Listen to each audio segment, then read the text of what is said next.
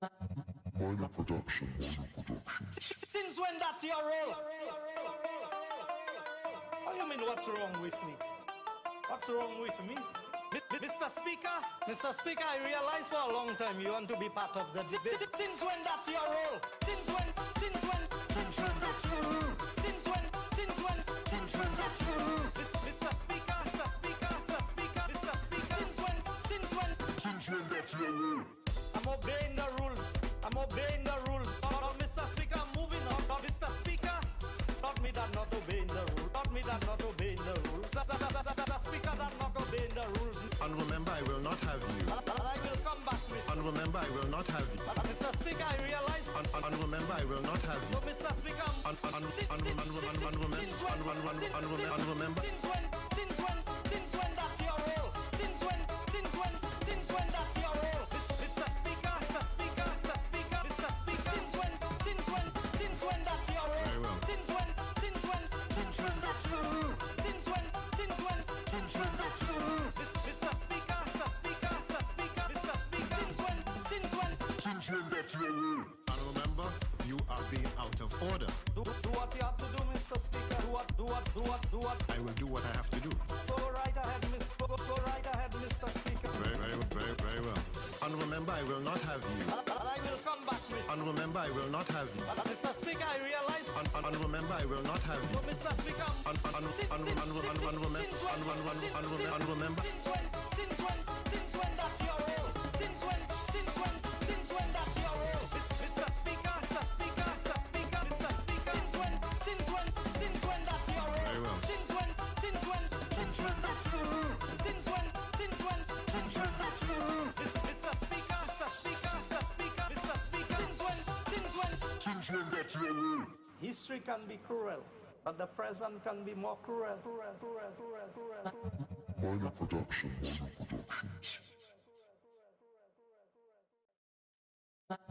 Minor Productions. Since when that's your role? What do you mean what's wrong with me? What's wrong with me? Mr. Speaker, I realize for a long time you want to be part of the debate. Since when that's your role? Since when that's your role? Since when that's your role? Mr. Speaker, since when that's your role? I'm obeying the rules. Oh, Mr. Speaker, I'm moving on. Oh, Mr. Speaker, taught me that not obeying the rules. The Speaker that not obeying the rules. And remember, I will not have you. I will come back, Mr. And remember, I will not have you. Mr. Speaker, I realize. And remember, I will not have you. Oh, Mr. Speaker, remember. Since when that's your role? Since when that's your role? Mr. Speaker, since when that's your role? Very well. Since when that's your role? Since when that's your role? Mr. Speaker, since when that's your role? And remember, you are being out of order. Do what you have to do, Mr. Speaker. Do what? I will do what I have to do. Go right ahead, Mr. Speaker. Very well. And remember, I will not have you. I will come back, Mr. And remember, I will not have you. Mr. Speaker, I realize. And remember, I will not have you. Oh, Mr. Speaker. Remember. Since when that's your role? Since when that's your role? Mr. Speaker. Since when that's your role? Very well. Since when that's your role? Since when that's your role? Mr. Speaker. Since when that's your role? History can be cruel, but the present can be more cruel. Minor Productions.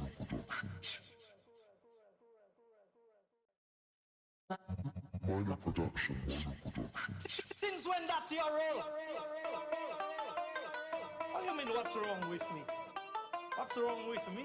Mr. Speaker, I realize for a long time you want to be part of the debate. Since when that's your role? Since when that's your role? Since when that's your role? Mr. Speaker, since when that's your role? I'm obeying the rules. obeying the rules. Mr. Speaker, moving on. Mr. Speaker, not me that not obeying the rules. Not me that not obeying the rules. The Speaker that not obeying the rules. Honorable member, I will not have you. I will come back, Mr. Honorable member, I will not have you. Mr. Speaker, I realize. Honorable member, I will not have you. Mr. Speaker, Honorable member. Since when that's your role? Since when that's your role? Mr. Speaker, Mr. Speaker, Mr. Speaker, Mr. Speaker. Since when that's your role? Very well. Since when that's your role? Since when that's your role? Mr. Speaker, Mr. Speaker, Mr. Speaker, Mr. Speaker. Since when that's your role? Honorable member, you are being out of order. Do what you have to do, Mr. Speaker. Do what. I will do what I have to do. Go right ahead, Mr. Speaker. Very well. Honorable member, I will not have you. I will come back, Mr. Honorable member, I will not have you. Mr. Speaker, I realize. Honorable member, I will not have you. Mr. Speaker.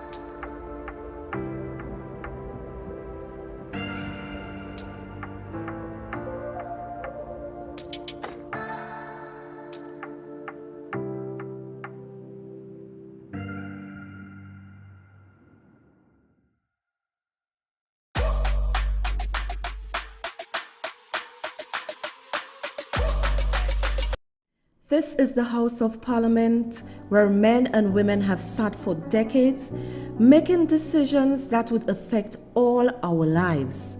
Do they really work in the interests of the people or themselves? They sit at the round tables, trying to decipher which way to turn. Is it left or is it right? Have the people benefited from those decisions? Our people have suffered for far too long. Change should not be a figment of the imagination, but reality.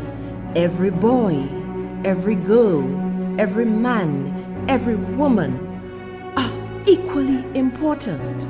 The market vendor joyfully sells her produce. The fish vendor skillfully uses his cutlass to cut the fish. Keep on working. Let your smile be your motivation. Build a community of brotherly and sisterly love. Don't give up on your dreams. Surround yourself with positive thinkers.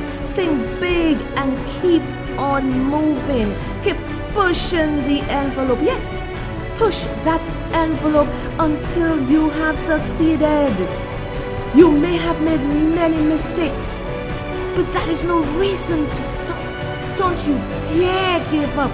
Get ready for that overflow. Get ready for that breakthrough. The overflow is coming. Showers of blessings. Stay cool. Stay calm. Stay collective. Ride the rough waves of life. Hold on to that rope tightly. Just keep working. Keep moving. Keep believing. Self-motivation.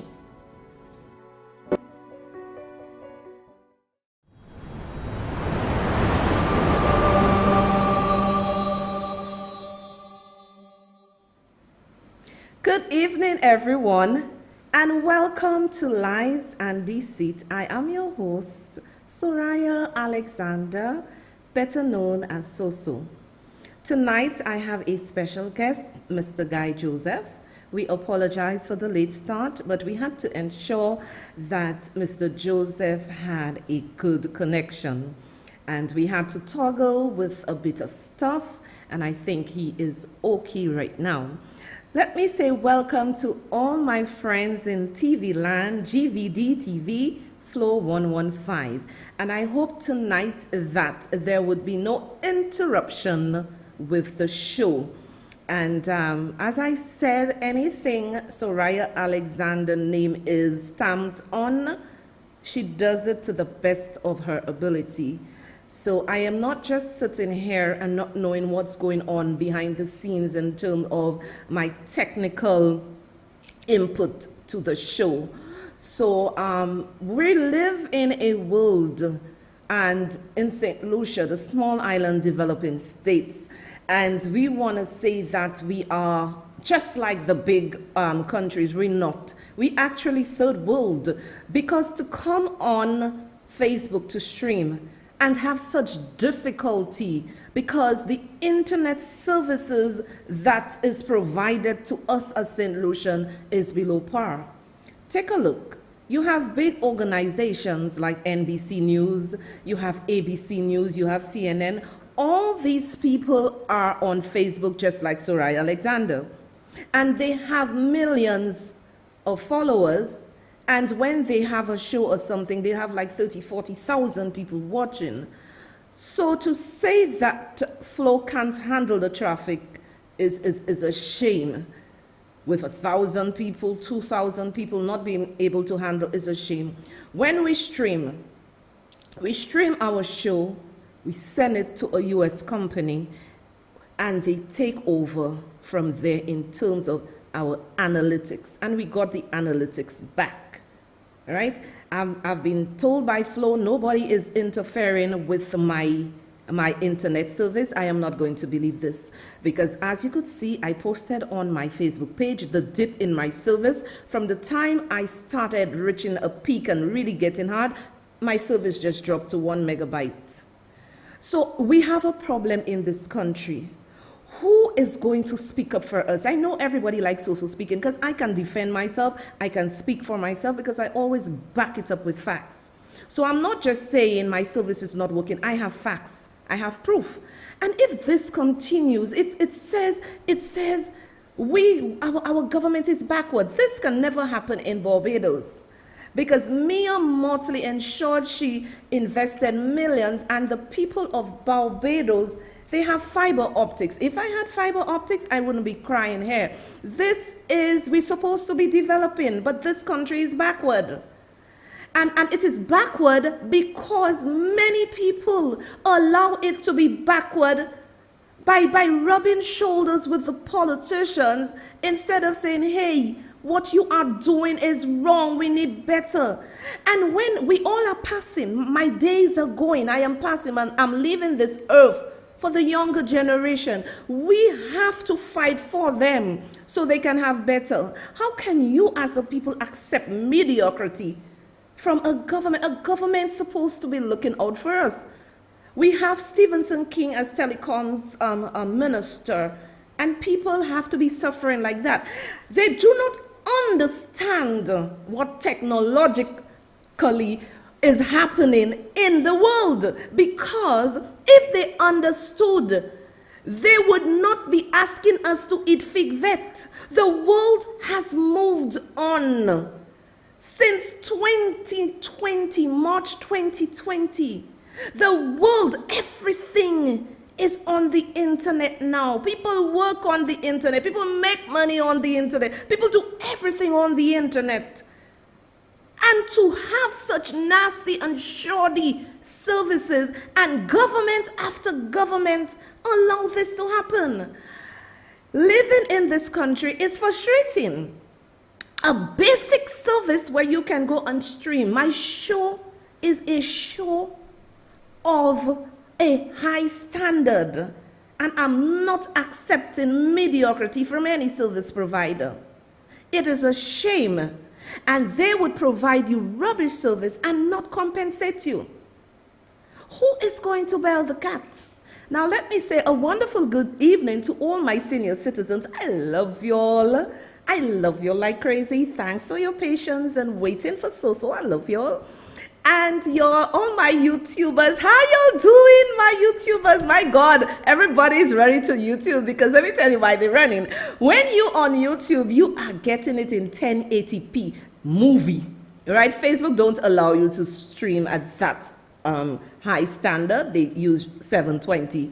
But I know many of you like Facebook because you can interact with your friends and talk, and that's cool. And the quiet ones move over to YouTube. So I would like to thank y'all. And let me tell you, let me shout out Charlie. Love you, Charlie Joseph. Charlie and all my friends from Houston, Texas. Let me tell you, these people went crazy buying coffees for my show tonight, and I love you all sincerely. Let me tell you, I always used to see Charlie commenting on my thing. He always saying Sosoki Besla.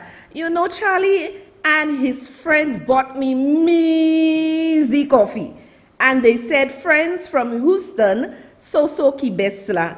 And they put fire, they put faces, and they put hearts. I love you guys more. You're so cute. I must come to Texas to meet all you good people. And my girl Miriam, let me tell you, the godmother of the show, who has never left Soso, who's always there with Soso, always willing to lend a hand.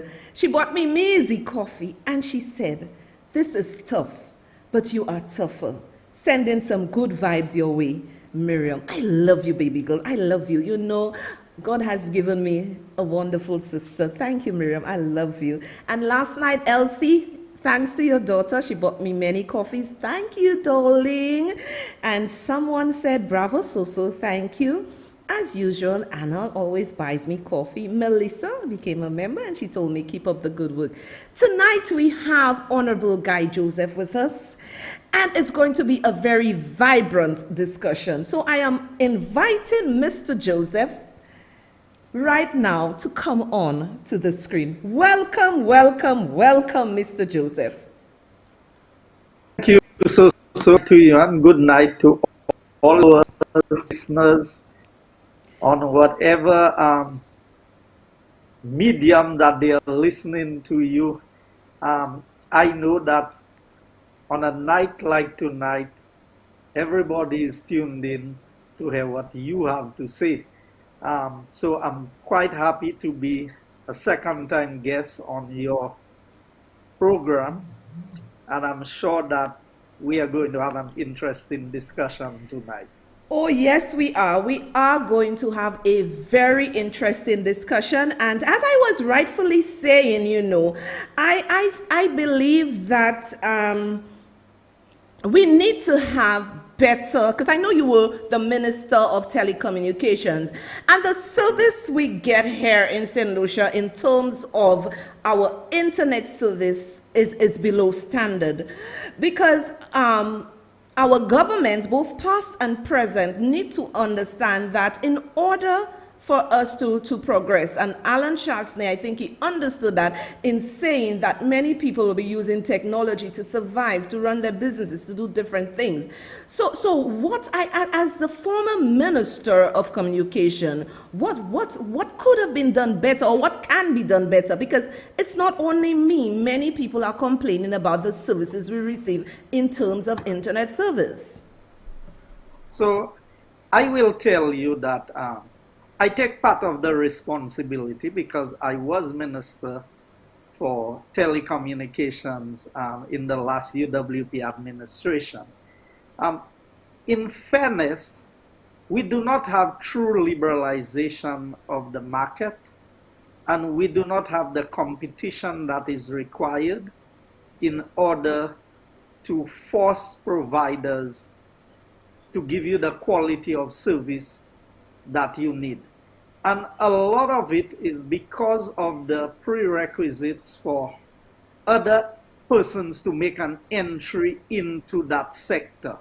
And I went to many meetings of telecommunications, not just from the OECS standpoint, but from the Caribbean Telecommunications Union. One of the things I pushed for very hard during my period is that the CARICOM region should be treated as a single space. Now, I have heard, well, in other words, why should I be calling St. Vincent or Dominica or Grenada, and it's a long distance overseas call, as if I was calling the US also. Now, I know there are some moves in that area, but I will tell you that both providers, Digicel and Cable and Wireless, or Flow, because we're not even sure which one is Flow and which one is Cable and Wireless, because the merger or the purchase that happened, it was not clearly specified. So I can tell you that while I was there, I had not signed the new license for Cable and Wireless, because I wanted them to clearly declare who was the provider. Was it Flow or was it Cable and Wireless? And we were trying to use that time to be able to kind of force their hand to declare what was happening and to upgrade the service, because it is not because the capacity is not available, because the fiber optic cables that are available on the island is more than adequate. In fact, one of the things that I tried to introduce was that where people were not using, so I will give you an example. There are frequencies and there are lines that are available that was not being used. And what I initiated was that we would put a bigger fee on lines that are not being used, because what they do is they apply for the frequencies, they apply for the lines, the availability, but they don't use it, and that is to block other persons from coming in to provide the service. So generally, I can tell you, we have a very long way to go. You see the work that was started way back, and what I see is going to happen. So I will give you an example. I have a US phone, which is, I have to be using my hotspot from the US phone in order to get the feed that I am getting tonight, because the quality of service in my area is so poor. Now, let me stop you there. Let me stop you there. Just 1 minute, Mr. Joseph. And people, this is what we have to deal with. I had to enable Mr. Joseph to use his US phone, connect it, put it as a hotspot so he can use it to speak to me. So like he said, we need to do better, because right now we don't know if we're dealing with Cable and Wireless or Flow, and the services we are getting is ridiculous. Carry on, Mr. And Joseph. I will say further, so that if the companies are not going to adjust the method of doing business, so I'm explaining further. With my US phone, I pay a fixed price for unlimited data wherever I am in the world. So now it's easier for me to make a call in St. Lucia, paying a fixed price in the US, using my internet service or my data from the US at a fixed price. Why can I do that in St. Lucia with a US phone, but I cannot do it? I cannot get a fixed price for unlimited data right here in St. Lucia. So you know, you pay for a package, and at a certain period of time you've used up the data, there's nothing available anymore. So that is why now it gives me the opportunity to highlight that when you appoint people to boards and to various agencies to be able to look after the interest of the people of St. Lucia, sometimes, you know what has happened? I will give you one classic example.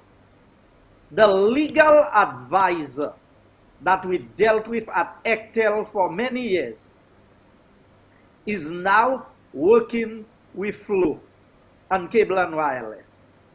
And to move straight from ECTEL, who was the bargaining agent for the governments of the ECTEL member states, to now become an employee of one of the, so you know exactly what is happening, you know what to do, and so every new thing you try to introduce, they know how to counter it.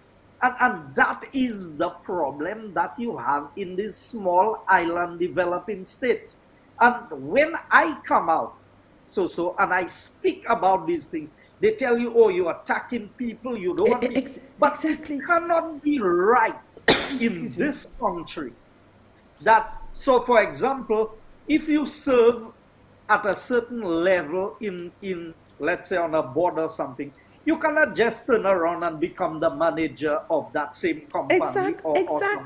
Exactly. Because it gives you too much inside information that puts the entity that you once represented at a disadvantage. Exactly. So I know that's not our discussion, but I want St. Lucians to understand tonight that we've had very, very tough fights with Digicel. For example, number portability was a big issue where you could switch providers and still keep your same number. Because when people know you by a certain number, we were able to sign in that legislation. Every time there was something to be implemented, you had legal people to deal with. Cable and wireless, and the reason why I can tell you clearly that there is not true liberalization yet because you have only two providers is because the two of them can agree on something, and when they come to the government, what choice do you have? Exactly. There's no third player in the process. Exactly. And it is the same with our supermarkets. It's the same with our supermarket. Where is the competition? It's the same with our petroleum dealers. You have Rubis and you have Sol. And I was working hard to bring a third provider, and I know that would have dropped the price of fuel. But you see, it's a society where certain people get protected and the rest of the people pay the price for the few who are protected in the process. Now is where... Go ahead. That is where we need the changes. And you have to be bold and you have to be brave. So you saw what Philip J. Pierre went and he said about myself, and about how we negotiated a package with Flow. we put everything on the table. Mm-hmm. I can clearly say today, what they wanted the government to do was to waive a whole set of taxes for them in order to make that package available. Oh. So you see now, when you are the former minister and you come out, because there are certain things that I know because of the sacredness or the confidentiality of being a minister. Even when you are out of office, you cannot go and divulge everything that you have known or you have been exposed to. But when these same entities will come out and try to make it look as if, oh, these fellas were not doing because they were not interested in the well-being of the people. We negotiated. And I can tell you, we went to cabinet and we made the decision to waive the fees for them so that that service could be provided for the people. And let me explain to you what that entailed. We realized that there were lots of people. You could only take a package with a certain number of channels available. Yes. And we said, look, some people are not interested in that. So all the local stations would have been part of that $25 package, plus a certain amount of internet that would be available to these households. And we were targeting 5,000 households in order to make this happen. So people of St. Lucia, people will come and try to play politics with these things. I don't play politics with that. I go out and I try to make things happen for the people of St. Lucia. And I agree with you, Mr. Joseph. Guy, what I think, St. Lucians or the opposition, they were upset with you because you were going against the status quo, in that demanding that certain organizations change, do what they have to do. Now, for instance, let's look at the NTRC board. How old, and I need to ask you another question, Guy, how old must someone be to be on that board? I don't think there's any age limit to be on the NTRC board. So therefore, people like my son and all the kids coming from Sir Arthur Lewis Community College, Castries Comprehensive, St. Mary's College, Convent, Entripo, many of those kids should be seated on those boards, because basically the people who are placed on these boards are light years behind technology. What can these people really contribute to our telecommunications, our radio stations? You know, what can they really contribute? All I can see... go ahead. So I can tell you, so let me just interrupt. If you look at the board that we have and the board that is there now, so I can clearly say, Jamie Altenor, who's a very modern young man. Yeah, I know Jamie. Yeah, Jamie. Very bright with the technology. Yes. I appointed him to the board, serve on the NTRC board because he brought something to the table. Yes. There's another young lady with accounting background, because part of the requirement was that, I'm sure maybe, I don't know her age, but I know she would not be in her 30s yet. Okay. Was serving on that board.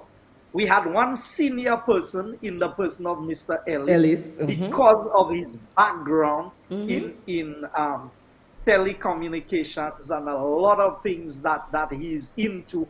He was on the board. And we had Jerry George, who had been there from the previous board. Because when they want to accuse me of making a clean sweep and changing this person and changing that person, I inherited him from the previous administration. But because of the skill set, and you need continuity with the board, so we kept him on. And he served for the entire 5 years that I was there. I didn't say I wasn't the one who put him there, and I'm not going to keep him. Exactly. You see, because that is what developing the country is all about. Now, when you look at the people, I mean, I don't have no problem, but Keith Mondesi, what does Keith Mondesi know about telecommunications? I mean, if you tell me you put him on a medical board because he was in that field, he was a former minister of health. But you putting him on NTRC board, because you want to get rid of Sky FM. And you know, he was one of the persons that Sky banned from calling the station. Yes. So obviously he has an agenda. He has a motive when he goes there to see that he makes life as difficult. And that is how the Labour Party governs. I mean, I will not even waste my time and talk about Mary Polius. Mary Polius. Weather forecast. I'm telling you, Radio St. Lucia, the Labour Party fired her as the manager of Radio St. Lucia. And then, after she was fired as manager of St. Lucia, she took Radio St. Lucia to court. I think she won the case. Yes. I think that matter is still pending as to how she is going to be compensated. You take that same person and you put her in charge of the NTRC to regulate every area of telecommunications in St. Lucia. I mean, when you look at these things, I don't know what the expectation is, but obviously it's driven towards an agenda of targeting a certain outcome as opposed to how we going to advance telecommunications in St. Lucia. So what did the Prime Minister say? He's going to build a smart city in cul-de-sac. So a smart city is a city that is run by technology. And so we had these phrases and we had these terms and it's just used. So I'm wondering what Philip JPM meant when he said he was going to build a smart city in cul-de-sac. Because to me, cul-de-sac will be the most challenging place to build a smart city. Yeah, because of the area. Because of the flooding. Yes, because of you have so many hills surrounding cul-de-sac. Do they understand the importance of transmitting and the barriers that are caused by the various hills and mountains that we have, which makes it very challenging? So if you look at Barbados, and I heard you highlight it, Barbados is flat. Very flat. When you put one tower in one area, everybody gets. You can spring to the whole of Barbados. Yes. In St. Lucia, you need 6 or 8 towers because we mountainous to be able to get the same outcome. Exactly. So it is not as simple and as straightforward as it looks. Exactly. But I know that we have the capacity to do better. The mediocrity we are seeing from our providers, and then you cannot query your bill. When you query your bill, they cut you out. Yeah, you cannot query nothing. Since we on this, I wanted to touch on the Lucilec matter. Okay. And so I don't know if anyone has spoken about it. How many years since the Lucilec office at Sanssouci is closed? Yes, it's closed for a while. And you are telling me the only place Lucilec could get in the north, and when I say north, from the Badlil up to Grozile, was to go all the way to Rodney Bay. Yes. And every person who has a query, who has an issue, has to go there. Has a problem, you have to beat that traffic for hours to go to Lucilec. And the lines you take is from here to never know. I can speak firsthand because I know people who've been here and have waited for 3 and 4 hours to be attended to. And they have no other choice. Now I want to say that, but we just saw Lucilec handing a check over $400 and something thousand. So they are ripping off the people of St. Lucia to give more, and I welcome the money because it is for a good purpose. But at what cost? SSDF. They're squeezing us. Don't tell me that somebody coming from Bexar have already paid the passage from Bexar to reach Castries.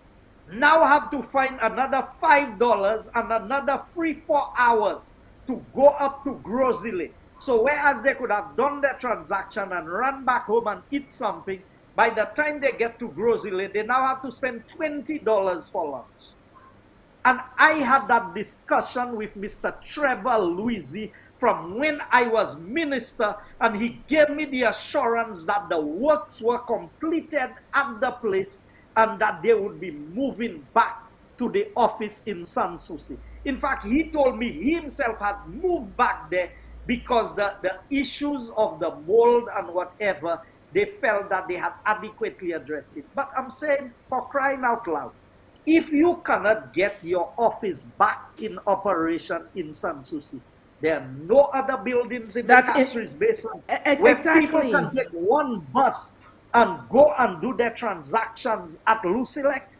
But Lucilec does not care about the people, but we are hearing that the rates are going up. Yes, yes. Where is the government to look after the interest of the people? So have they been bought by the $400,000 that they received? So now they cannot speak, and Lucilec have its feet on the people's throat in this country. That is where we need to breathe. So those who are talking about Black Lives Matter and that we need to be able to breathe, don't they have a voice? No, they have all gone silent. I believe that Lucilec is abusing its privileges as the sole electricity provider in this country and taking advantage. I see elderly people having to take the bus and go all, because you know these people, they're not online, they're not going and do this. No. If they don't get somebody to pay it for them, they have to find themselves all the way up to Rodney Bay. And nobody in the government after 8 months will say a word about that. That we demand that an office, a branch be opened in Castries to accommodate the people. That is so unfair. Now, Mr. Joseph, let me. You, yeah, go ahead. Hold on. So I don't want. I can say categorically that I was not the only one in the meeting with Mr. Louisi. And you know what we were discussing? The street lighting process. And I tell him, while we're discussing the street lighting process, I want you to tell me why this office has been closed for that long. And he gave me the assurance that the office would be open. It's almost a year since this meeting, and up to now, the office in Sanssouci is closed, and everybody must find extra money to go all the way up to Grozile. That I believe that the government and the Minister for Public Utilities needs to address that matter. I agree. Now let me take you to a higher ground. We have understood that, and in your tenure and Alan Chastain's tenure, you guys did not control the narrative in terms of saying to the various radio stations and television stations that you need to pay us our money or you are going to be shut down. Explain to my audience the procedure, because I am hearing if various television and radio stations, their license are not up to date, technically they don't have a license. Please explain that to my audience. Yes, because every year you are supposed to pay your license. Whether you are, well, the telecommunications companies, they have their arrangements in place. All radio stations on the island, they have the right to pay the license. And that is a matter that is handled by the NTRC and ECTEL. Okay. This is not a government function. Okay. And I need to be very clear on this. The responsibility of collecting, because how ECTEL is operated and the NTRC, the funding is done through the revenues that they collect. Okay. The Council of Ministers would approve a budget for the various entities every year. You would approve a budget for the NTRC and a budget for ECTEL. When they collect their revenues, they use the revenue to run the operations. of both the NTRC and ECTEL. So government does not give them a subvention. But at the end of the year, when they present their report of how much money they collected, how much money they spend, they cannot spend outside of the budget. If they have to spend outside of the budget, it must come back to the Council of Ministers. And then whatever excess revenue there is disbursed to the various governments. So if St. Lucia collects X amount of money, so I can tell you the last time I was in government there, the government must have received close to $500,000 from not the NTRC, the ECTEL, in terms of the disbursement of monies that they have collected over the period of time. There was also a universal service fund where a certain percentage of money goes in there, and that is what was used to service areas where it is not profitable for the companies to go on their own and run all the cables and the wires and everything. So everything was in place, and that is why we were able to put free internet service or Wi-Fi service at various community centers around the island. I know the last set that was done in my constituency and about 5 areas. And you have to go through a process of bidding. You send it to both companies, you let them give you a proposal, and when that proposal is evaluated by the NTRC, then they select the company and they roll out the service. So that is how this operates. So mechanisms are in place and entities. So on the licensing part of it, it was the responsibility of the NTRC and ECTEL. Now, in fairness to my NTRC, they brought to me, when they did the review, because you know what? We had a manager at the NTRC who was a legal person. She was the manager. And for years, she withheld information from the board. What? I can say that without fear of criticism. Wait, repeat that again. She withheld information from the board. Now, this is why I keep saying our country is going nowhere. We have too many people in positions doing rubbish like that. So let me give you an example. My own experience.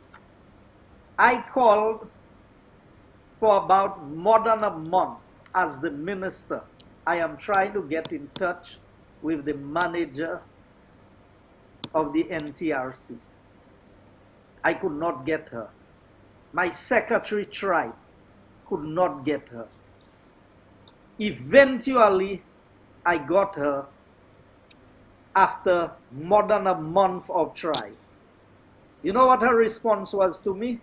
She does not give people her cell phone number. Now, from my understanding, the cell phone is a cell phone that belongs to the company, NTRC. So, but since I am the minister, she will make an exception and give me the number. I said, no, I don't want your number. Simple and straight as that.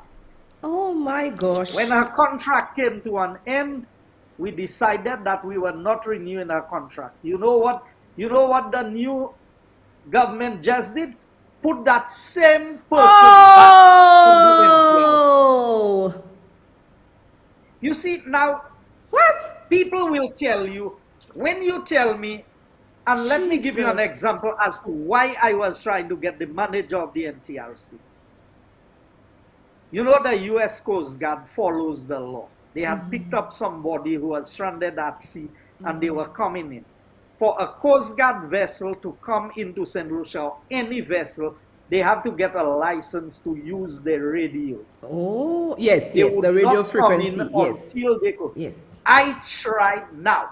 You telling me you're the head of an organization as important as the NTRC. Oh my God. There are emergency situations.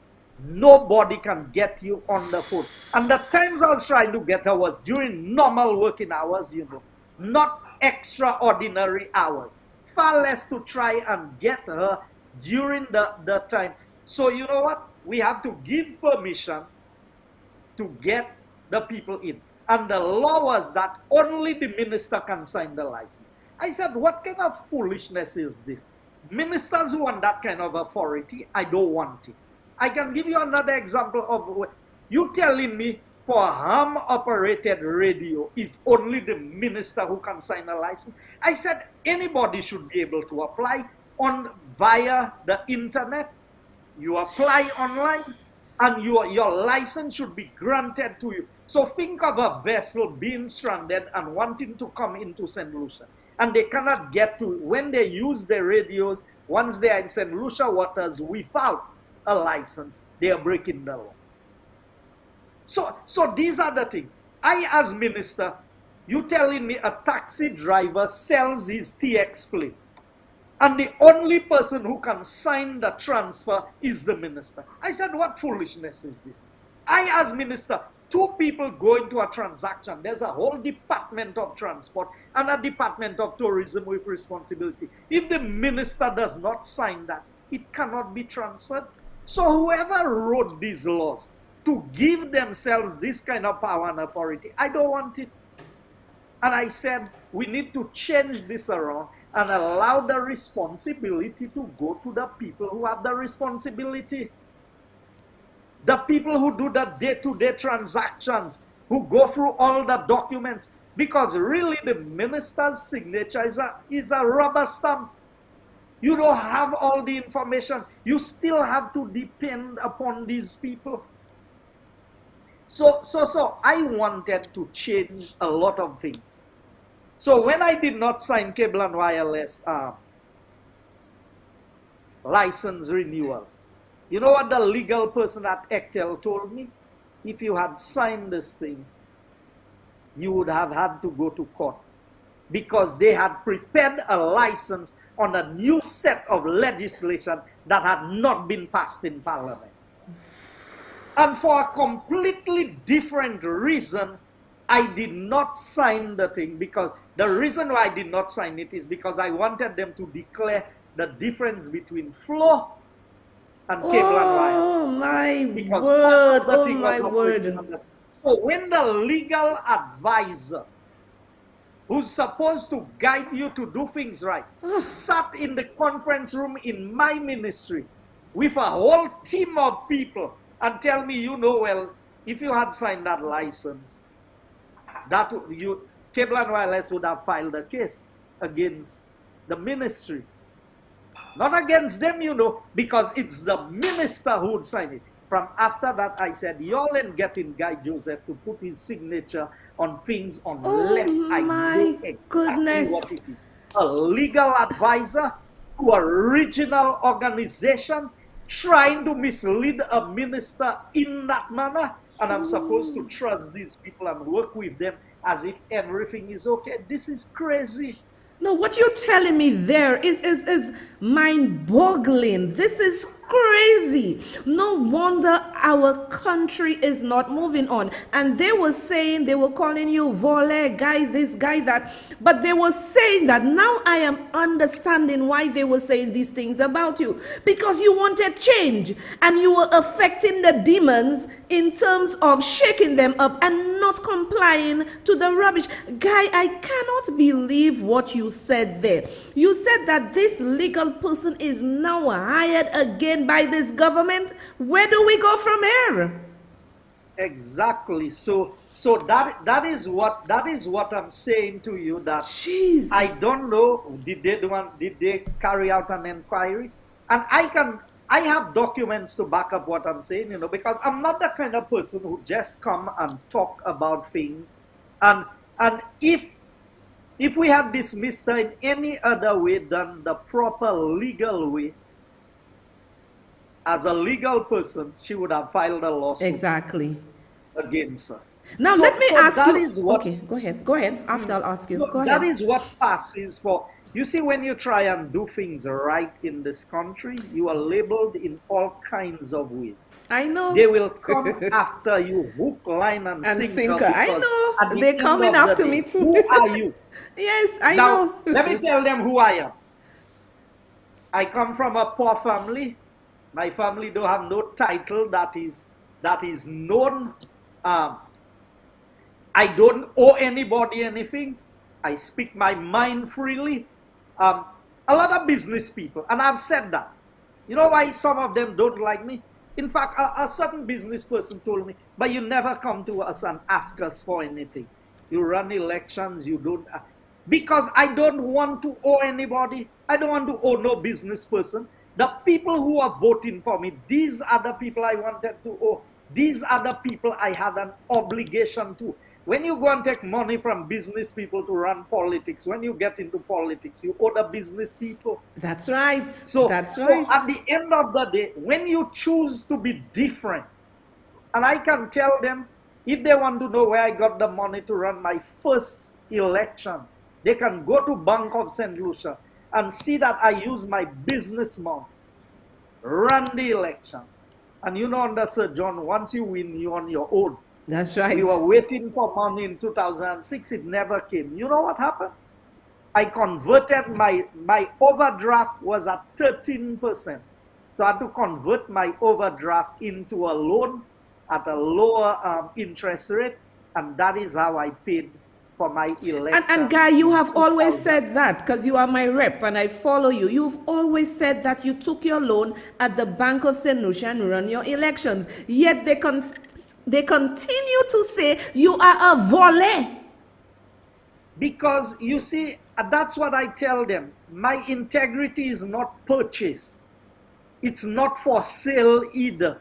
Who I am Well is who I said. am. And Well I will said. speak my mind anytime because I value freedom. You see, there's nothing I can trade for the free life that I live in this country. There's nothing that can replace that. You see, to get up when you want, go when you want, come back when you want.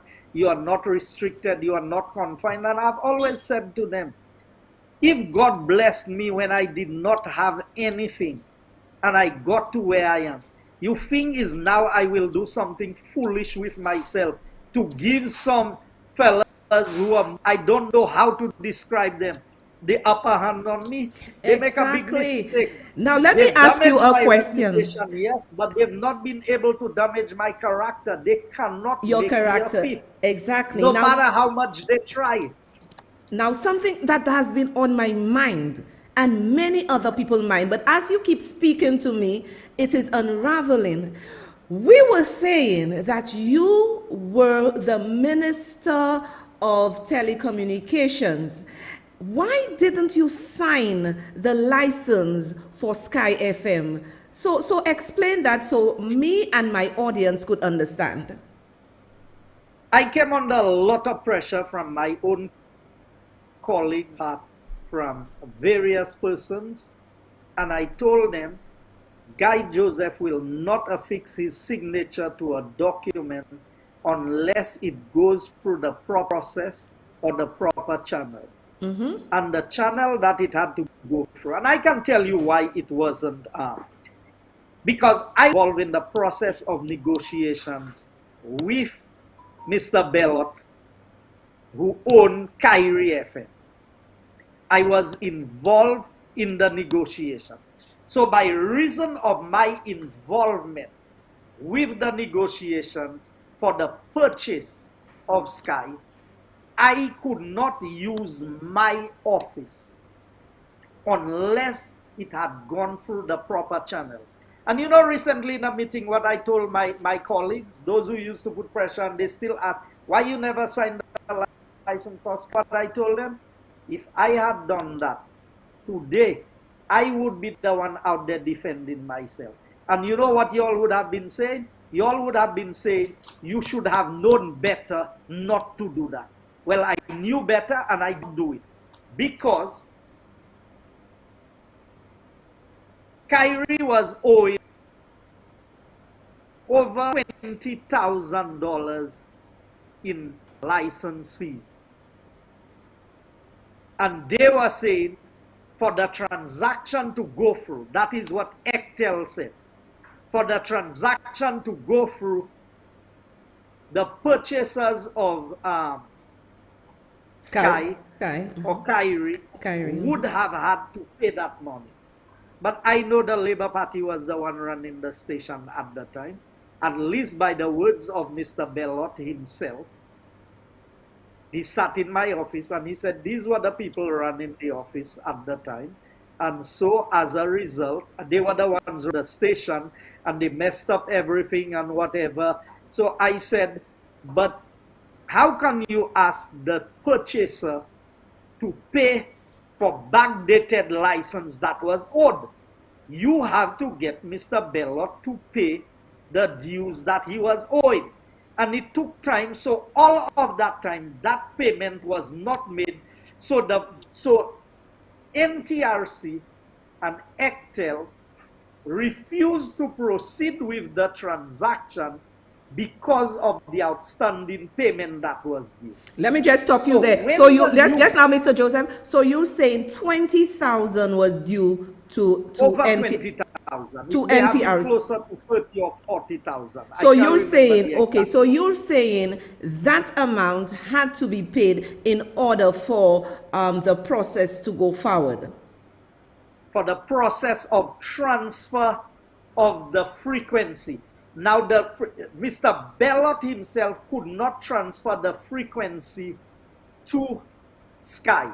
Only the minister, who was myself, could have signed. ECTEL would have to make the recommendation, and I would have to sign. So okay. Before just now, guys. So before you go on, ECTEL never made any recommendation for you signing it because monies were owed. Yes, they never made a recommendation for me to issue it. Okay. Now, I could have issued it, you know, without his recommendation. When an investigation would have been done, but what would have happened? Your reputation. Yes, exactly. Your reputation will be at stake. So thank you for clarifying that. I really needed to know, you know, what was stopping it. And everybody was saying, guy. But you protected your integrity. Go on, Mr. Joseph. Go on. I always said to people what I do for you. Do things for myself. Okay, Mr. Joseph, stop shifting around. Don't shift around. Mr. Joseph, stop shifting around, because since you're on a hotspot, it kind of affecting your speech coming through. It's bouncing, so don't move around too much. Oh, I saw it froze a bit. Yes. So don't bounce around too much. Yes, okay. Go ahead. Yeah, so I was saying that, you know, there's so much going on in this small country that people would not believe it. And when you dare to be different, you pay a price for being different. I am paying a price also. I am like you, guy. I am paying a price. I am paying a serious price. I am paying a very heavy price for choosing to be different, but I don't know any other way to do it. Me too. And if you gave me an option to do it another way, I still would not do it the other way. I would do it the right way. I am so happy you clarified that. I'm so happy, because in the end, and Mr. Joseph, I am happy, you know, we just shift gears tonight. I am happy you're talking about that, because they were saying, the St. Lucia Labour Party was saying, Guy Joseph is a volley, he's a crook. If you were a dirty and crooked man, as they were claiming you to be, you know what you would have done? You would have signed it. And when they won and came in, they would have investigated you and put you under the bus, and you may take a jail. So that is where I have the upper hand. So they have all kinds of investigations going on. They can carry out the investigations. They can hire their special prosecutor. Now, you know why they hire in a special prosecutor? Because, and I will be surprised, that special prosecutor will be Mr. Astefan.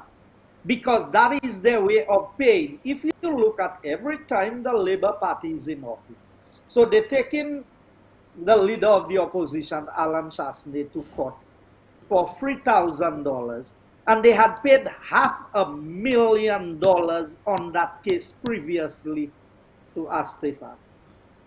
Oh now, my God, Labour Party is a wicked government. This is a wicked government. Now you're coming back and pay another set of money to the same person to try and recover what, $3,000? 48,000. You know very well it was not Alan Chasney, it was the Soufriere Town Council. And Alan was not a member of the town council. He was not the parliamentary rep. He did not choose the people on the council. So where does he come into that? Their own Attorney General, Kim, at that time, had written an opinion telling them Yes, she did. that they have no local standing. In other words, you're not the entity to take, if somebody had to take somebody to court, it's the Soufriere Town Council. I read the judgment. Yes, I read the judgment. And you know what? All these are games that are being played by the Labour Party. So when they want to filter money to their people, they give them to fight bogus cases on behalf of the government.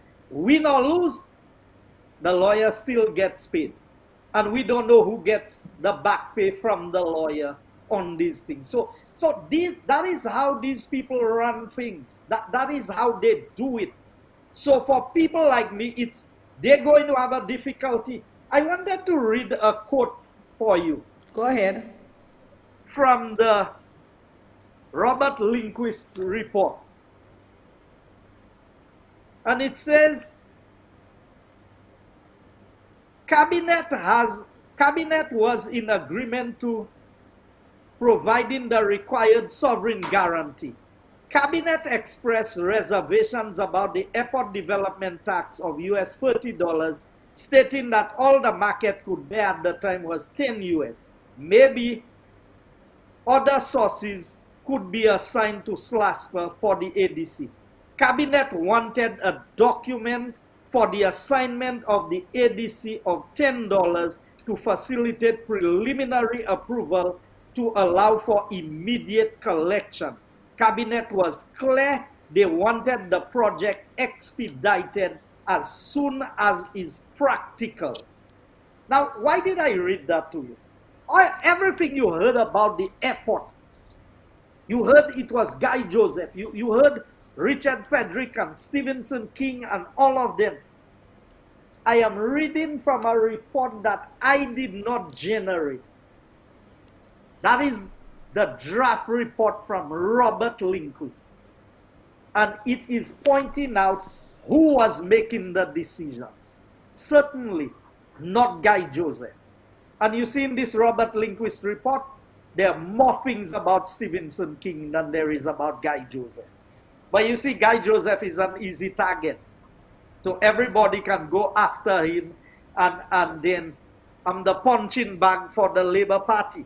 I have another bigger report there from Robert Lindquist, you know. And you know what the topics are? You know what the topics are? Draft interim findings, Taiwan chronology, road chronology, airport chronology, asphalt and mining, order and Lyon technology, chronology. All of these things are there to show, and the Labour Party knows that they have nothing on it. Now, Mr. Joseph, let me ask you another question, because we want to have the public, because I also have thousands of people viewing me on GVD TV 115, and we have quite a bit of people viewing me on YouTube also, and on Facebook we have quite a bit viewing. Now I need to ask you a question. Is it a case, because I want to clear up that Sky FM thing, is it a case, the reason why this government went in, the St. Lucia Labour Party government went in on Sky FM is because the amount of 30-something thousand was not paid to them for the frequency? So No. Not for that? No. So the station was purchased from Kyrie FM, Mr. Bellot, who's a Dominican. He had first purchased that station from Mr. Ellis, Lionel Ellis of LA Broadcasting. So Mr. Ellis got his license during my first term in government between 2006 2011. It had been more than 20 years Mr. Ellis had been trying to get a radio station license in St. Lucia and was Wow. not getting it. 20 years. So when he went through the process, and I can recall, I must have issued about 7 or 8 radio station license. There was one, Love FM in Viewfort, the fellow we call Big John. There are a few other persons I can recall. Even Russell, I think I had approved something for. But there were quite a few persons because we believe in freedom of expression. So whether people criticize me or they said things about me, once they met the requirements, they would be granted a license. That's the way it should be. When the license was issued to Mr. Ellis, he started the station. The station was in operation. I guess he ran for maybe his own financial challenges, or his family decided that they no longer wanted to continue. So he sold it to this Dominican gentleman who owned a station in Dominica named Kyrie. So Kyrie Dominica opened a branch in St. Lucia on the LA broadcasting by purchasing the station. So the transfer was made, there was no issues. The transfer was made to Mr. Bellot and Kyrie FM. But in the contract for the sale of the station, there was a clause where if the gentleman had to sell back the station, Mr. Ellis would be the first option to buy it. purchase. Okay. That is how Mr. Ellis came into the equation. Okay. And Stephenson King went and accused him of conflict of interest and whatever. That was never the case. For that matter, the purchasers of the station, because I was involved in the negotiations, the purchasers of the station offered Mr. Ellis a 10% share. He didn't have to pay a cent to get a 10% share of the station. Mr. Ellis said he does not want any percentage share, not on his name, not on his wife's name, not on his daughter, not on anybody's name, because he does not want to be accused of conflict of interest. Now, when a man like Stephenson King, who sat with us for 5 years and plotted against us, you will accuse another man of his integrity and will talk about conflict of interest when you are sitting in a cabinet working against your own colleagues in favor, and you talk about conflict of interest, and I'm supposed to sit down and listen to these men as if they're honorable? I mean, this is crazy. So going back to where we were. So when the station was sold to Mr. Bello, when he was selling it back, he made the offer to Mr. Ellis. Mr. Ellis came to the party and made the offer for the United Workers' Party to buy the station. The United Workers' Party was very tardy in the process of trying to purchase the station, and Mr. Bellot was sick at the time and he was undergoing treatment in Miami. So he wanted to move on quickly. So a team of persons got together and decided that they were going to pay him for the station.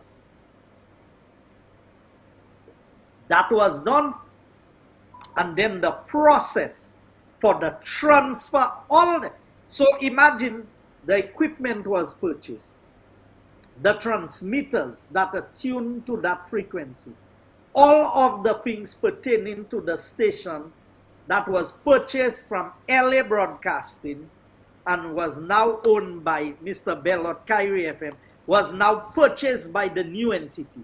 All that had to happen was for the transfer of the frequency, and Ectel would not. Now I am learning a lot about the people who are involved and their Dominican connections in the process. And that is why I will not be surprised that for the first time in my recollection, Ectel may have to face a court case for the manner of handling this matter. And I'm not afraid to say that because I've looked at all of the documentation. You know, part of the things, an email was sent to the NTRC telling them that what they are recommending is that they will give the license, but they will not give the 93.1. They want to give them a different frequency. All your things have been programmed towards that. You bought an ongoing business, but they are now telling you cannot have this business. Now, remember, Hiller came out and said that Bellot wants back his station. Frequency, How you could sell something and want it back. You want it back and you've not purchased it back. But the government now wanting to facilitate Bellot based on what Hiller said, that if that is true, which I don't believe, but nevertheless, Bellot came and said some things in St. Lucia which were all lies, and I know Mr. Ellis have clarified these matters. So what I'm saying to you is, here you are, St. Lucians buying a business in St. Lucia, cannot get it transferred to their names, going through all the legal proper processes. But a Dominican could have had that business when he purchased it, and it could have been transferred to him. And now the government wants to give it back to the Dominican and not give it to the St. Lucians who paid their money up front. This is putting you first. This is putting you first. Yes. And you know what? So to further compound the matter, there are several letters which indicate that the NTRC board met and they were satisfied that all the requirements was met by Sky, and they wrote to Ectel to say, we are satisfied that all the requirements have been met, so we are recommending that the license be granted to Sky FM. That is all Ectel had to do. Ectel wrote back to the NTRC and told them that, well, you know, we're thinking maybe to give them a different frequency. You know why? Because of the nonsense that the minister had gone out and said. Yes. Prematurely. So to save face for the minister, you want to deny an entity its right.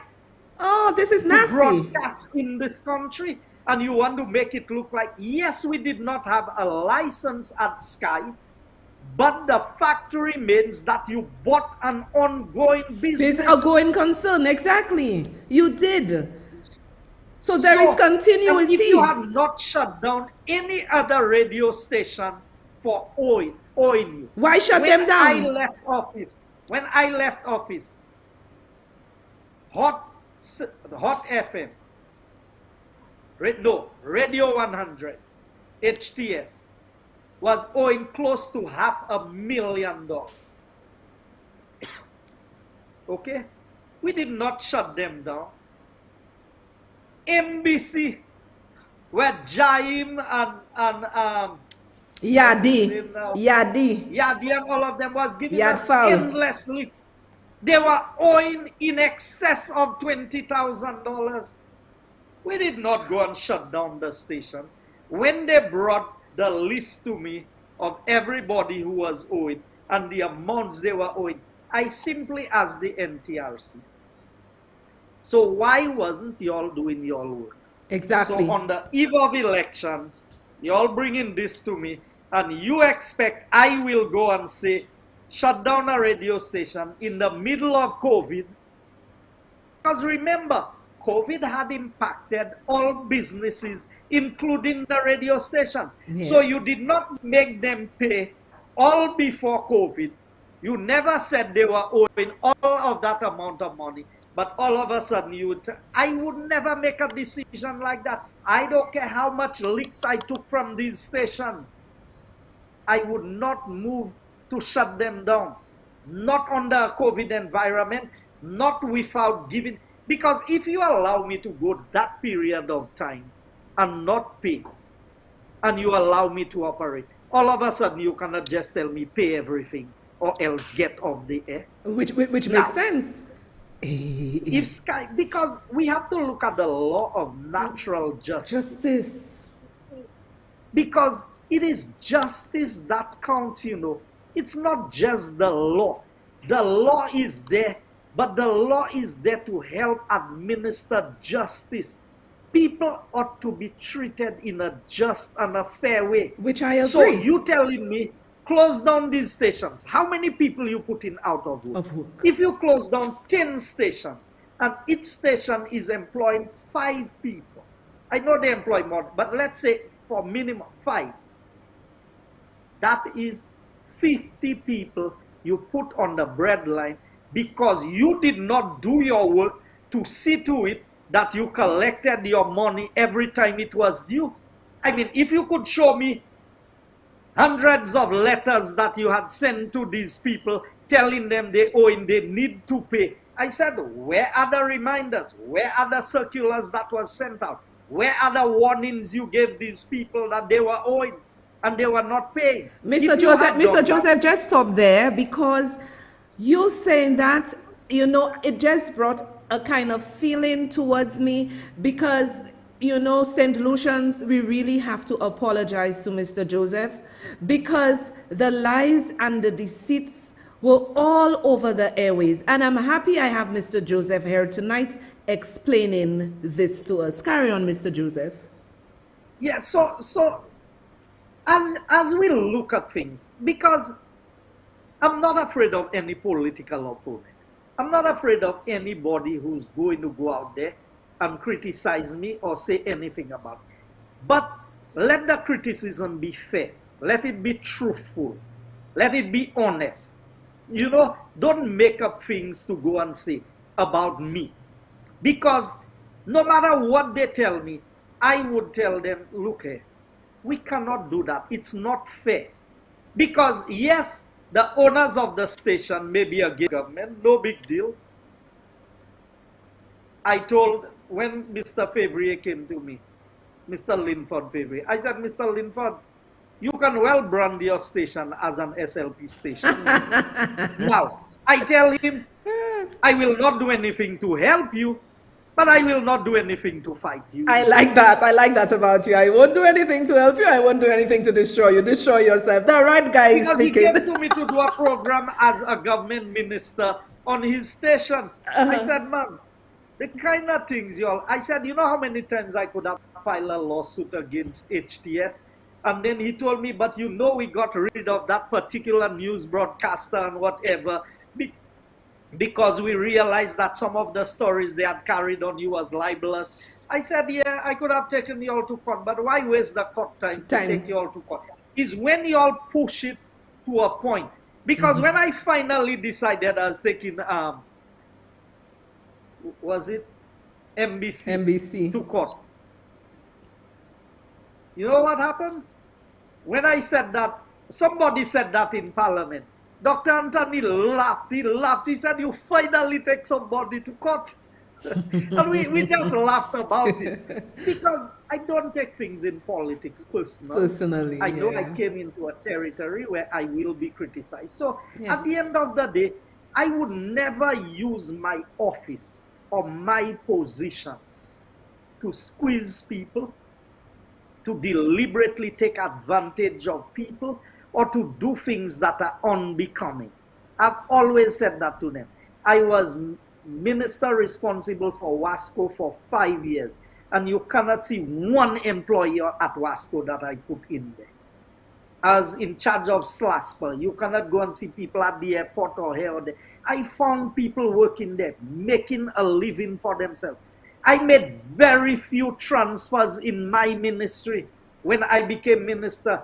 There are people who are so branded labor when nobody didn't want to work with them. I would say send them to my ministry. I could work with anybody. Once you do your work, I don't have a problem. Because I always told the staff at the ministry, I am temporary, y'all are permanent. So at the end of the day, I'm here today, the Prime Minister could move me tomorrow. Look, I'm nowhere in government now. I'm not involved in anything. But what I did is there to see. How I operated the ministry is there to see. Now, let me ask you something, Mr. Joseph. And you know, and this is why I do this show, for people's eyes and their minds to open. And you have just brought clarity to what Ernest Hilles said in terms of the man wanting his frequency and that Sky is operating illegally. Now, they have accused you and your party, the former UWP administration, of only catering to foreigners, friends, family, and foreigners. Now, Sky FM is a local entity, a local company. Why is Sky FM? The transaction is an ongoing transaction in terms of it was transferred to Sky FM. Why now is this government willing to give a foreigner, Dominican, back the frequency and give Sky a new frequency? In my mind, that doesn't make any legal sense. And you are right to say that this Sky FM has a credible case to win Ectel in court. Oh yeah, and that is a matter. And it's when it goes to court, we will show all of the Dominican connections at Ectel and what is happening. I served for 10 years on the Council of Ministers for Ectel. I served between 2006 and 2011 and between 2016 to 2021. So I am very familiar. I've never picked up the phone and called one of the colleague ministers who are still on the board. Camilo Gonzalez and myself, very good friends. We have excellent working relationship, both at the Caribbean Development Bank board level and at the NTRC, not the NTRC, Ectel. I've never picked up the phone, call a minister, try to lobby. I don't operate like that. I don't try to lobby people. I expect the right things to be done. At the end of the day, I don't want to go and call a friend on a side and tell them, can you check on this for me? Can you do this? No. There are people entrusted. One of the members of the board of NTRC posted after the police served the letter to Sky. You know, the police officer, they sent to serve the letter to Sky to shut down. Yeah. When the person, that individual posted on their Facebook that was the greatest achievement of their life, to shut down Sky FM. A board member, a commission member. So What? people in St. Lucia can laugh at that and can say, boy, y'all were there, y'all didn't do anything for yourselves, so the people right to do. But I tell people, you see what's happening in Ukraine there and what Russia is doing? It started very small and it grew. And every time you get dictators who come into a country, the thing, because in the Marxist theory of communism, there are two sets of people. They say that there are two areas of influence, the church and the media. And once you can neutralize the church and the media, you have the people where you want them. You think, I can tell you, there are reporters who came to me, wanted to negotiate with me, wanted to be paid something on the side to carry out stories, good stories and whatever. I'm not into this. Carry out whatever story you want. Mr. Joseph, you are saying reporters came to you, but reporters supposed to actually be for the people. Reporters came to you asking you to give them a little money on the side to make you look good. Oh my God, this is crazy. So all the stories that was carried out against me, you think it was carried out by accident? You think these people just went and carried out a news item? No. These people are being paid to do what they are doing. You see, in St. Lucia, and when we don't open our eyes to what is happening, that's why they tell you, you can make your money work for you.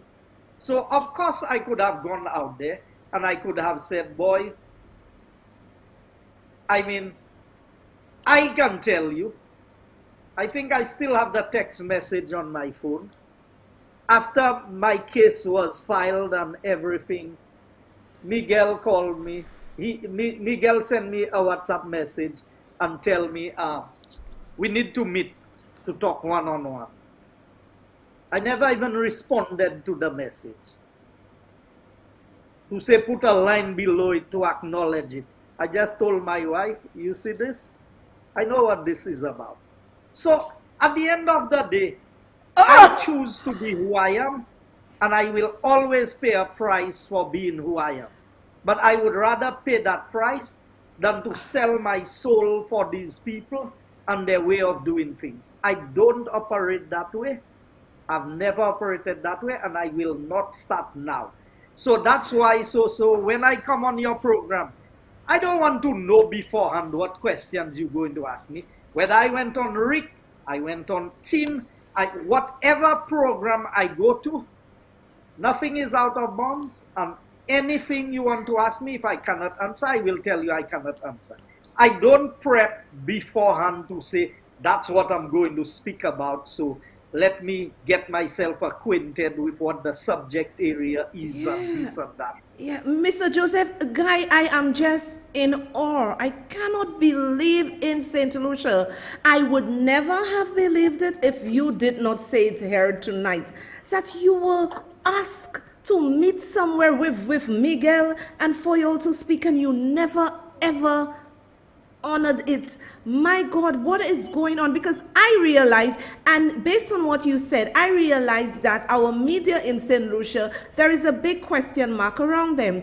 Haven't you noticed that a certain media personnel really stormed the Prime Minister, and this person is no longer a journalist? This person is sitting in one of the statutory bodies, or whatever you want to call them, of the government of St. Lucia, and this person went to Dubai everywhere. Where is the integrity in our journalists to stand for the people of St. Lucia? And like you say, you are paying a price. I am paying a serious price for coming out here and speak the truth, because people prefer a lie than the truth.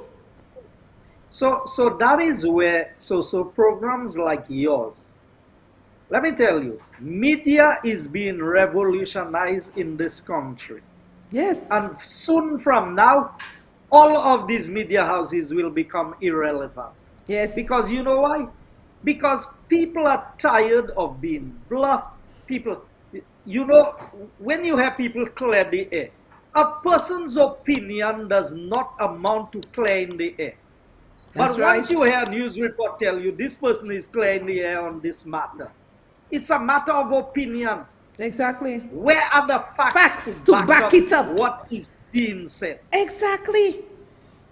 Exactly. And that is the work of the journalist, that is the work of the media person, to come out and to say, look here, I did my own research.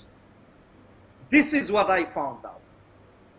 There's a new development that's taking place, and I can say the owner of the school, the same school they said that was mine, has been approached by the new parliamentary representative to be able to assist with the school.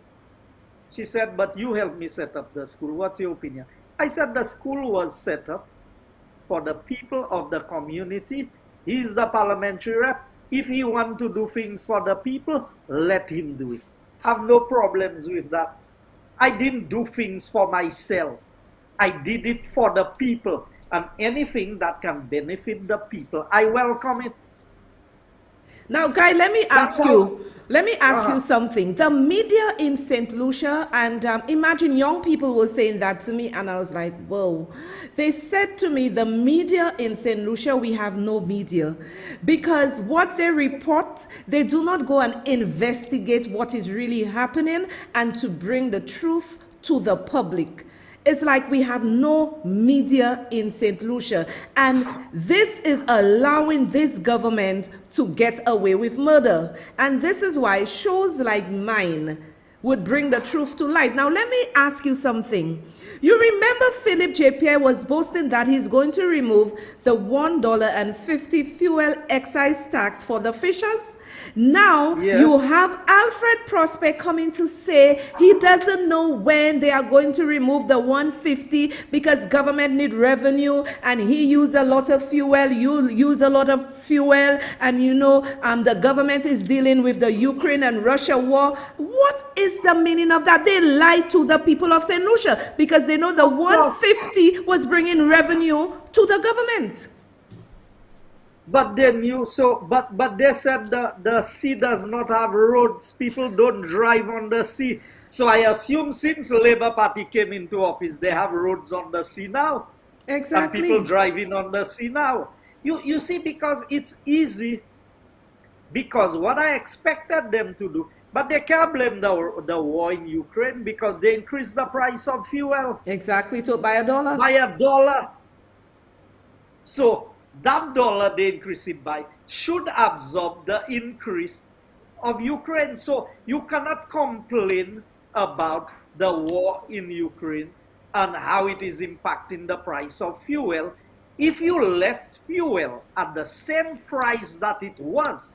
Then that's a different scenario. But you increase the price of fuel and then you still saying you need the revenue, but you're not losing any revenue from the fuel. Exactly. So you would have known beforehand how much, because you can't just come and make pronouncements that we go into. But I knew they were bluffing. So I knew they were bluffing. The people who voted for them and expected them to do. Tell me a time that Labour promised something and they delivered. Never. Every time. When we were discussing VAT in 2008-9, they said, Kenny said VAT is an oppressive tax. And you cannot put VAT on the people of the country. And I remember that very well. As soon as he came into government, 15%. what did he do? He Put it implemented VAT at 15%. Oh my God. I have come to understand what to expect from the Labour Party. There's nothing new. I didn't expect any different from Philip J. Pierre. I don't know why people have an expectation of Philip J. Pierre. I don't. I have no expectation of him. Absolutely none. I mean, I heard the man calling out some numbers on St. Jude the last time, and I saw the news clipping, and I laughed at that. And I said, but you have to credit him with a certain level of smartness in an attempt to deceive. He's not smart enough. A certain level of smartness in an attempt to deceive. Now, here's what I'm telling you. So he calls, he said 130 million. And then, apart from the 130 million, you'd hear him calling a 70 million there, 30 million there, a 43 million there. But he will not tell the people all of the numbers that he called is what make up the big number. He's making it sound as if, apart from the 130 million, all of these. And I will come to discuss the details of the numbers for St. Jude, because why haven't they released their report? Because the report said St. Jude's, the engineers and whoever was there said St. Jude's can go ahead. They are ashamed to release the report. But they should not be ashamed. This is what you told the people. You told the people Alan Chasney and Guy Joseph was doing things. Corruption. They said they needed some chemical and some paint to finish the hospital. I didn't interfere with their hospital. It's there. So That's they should right. put their chemical and their paint And finish it. get their hospital going. That's right. So why are they not releasing the report so soon? Because they know, because I knew of that report since last year, and they were not in favor with the report, with the honest review by the people saying the hospital, the works can continue. But this government, Labour Party, cannot govern. They cannot govern. Now, if you realize, Guy, in the $500 million he want to borrow, there is nothing in it for St. Jude's, to finish St. Jude's. Did you realize that? I know that the money that's there is to pay what is owed.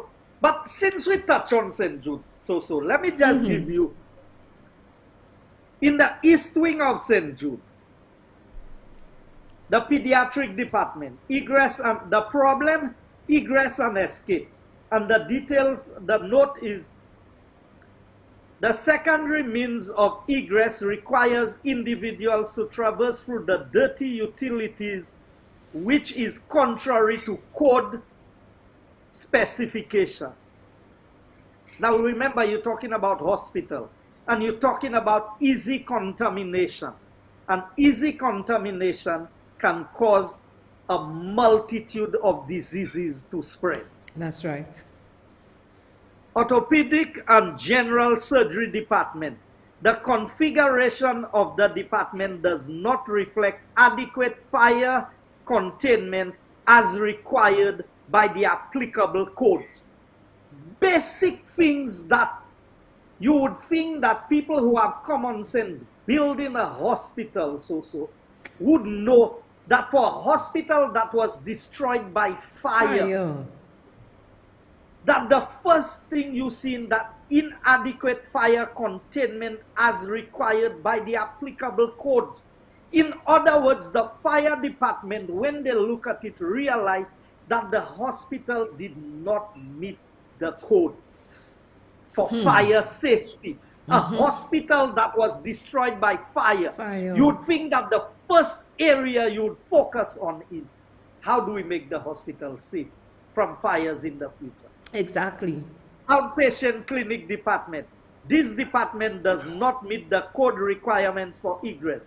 The secondary egress point requires passage through the outpatient clinic to produce clinic 2 procedure room, which is not recommended for the fire exit route. So imagine you have to go through a place where they carry out certain procedures on patients as the fire exit escape. Outpatient pediatric clinic. This space does not meet fire codes. The secondary fire requires travel through outpatient pediatric examination room 3, which is not a code approved fire exit route.